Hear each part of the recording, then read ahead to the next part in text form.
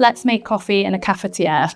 This is a cafetière, which is otherwise known as a French press. And a cafetière, to put it simply, is a glass cylindrical vessel that we can use for brewing coffee through the immersion method.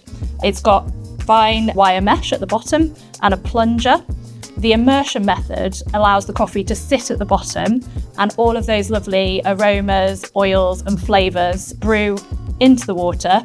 At the end, we can then plunge it, and that mesh enables us to pour our coffee without getting any of those grounds in the cup. The good thing about the cafetière is that it's one of the simplest and easiest brewing methods and the cheapest. You don't really need a huge amount of kit for a cafetière.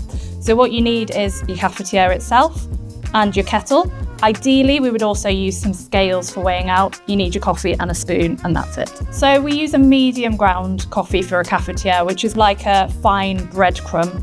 Cafetières are great in that they work really well with any roast level. So whichever roast is your favourite, whether you like a lighter roast like Lazy Sunday or a darker roast like Hot Lava Java, any of those will work really well in a cafetière. How do we make the perfect cafetière? So the first thing we want to do is remove our plunger. We're going to warm up our cafetière because otherwise when we put our water in, it'll get cooled immediately. So that's a nice thing that we can do just to make sure that it's nice and warm to start with. And then we'll get rid of that water. I'm now going to weigh out my coffee so that I've got the right amount in the cafetière.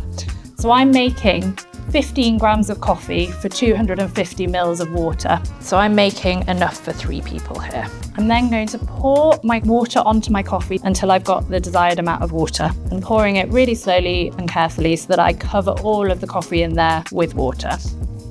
There we go. Pop this back on. And we now want to leave that for 4 minutes, and that will enable all of those flavours and oils and aromas of the coffee to percolate into the water and infuse it with all those wonderful flavours. While I've been waiting for my coffee to brew, I've heated up my milk. And again, that just really helps to keep your coffee nice and hot. And then holding on to the top, just so that it doesn't spill, just do a steady and slow plunge down so that you get all the grinds staying in the bottom, not going into your cup.